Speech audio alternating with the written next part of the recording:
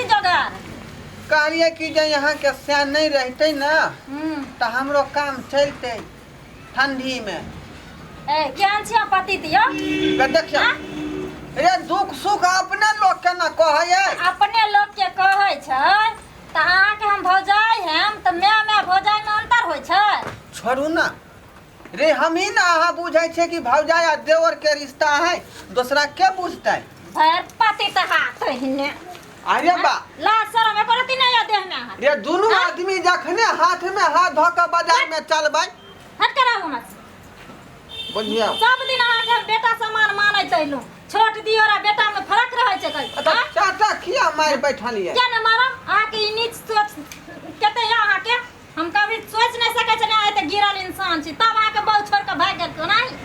पटता देखियो भौजी ई सब बात के नहीं बाजू बुझली ए कि क्या न बाजम अहाँ अपन आदत क्या न सुधारै छी हां बड़ रहले त बहु के मारै छियै गाड़ दै छियै आ बड़ हो जाए पर गलत निगाह उठबै छी हां अब जे है कहलिए खाली जगह है ओता पर क्या भरतै त खाली जगह रहतै त लोग ला शरम नहीं देखतै हां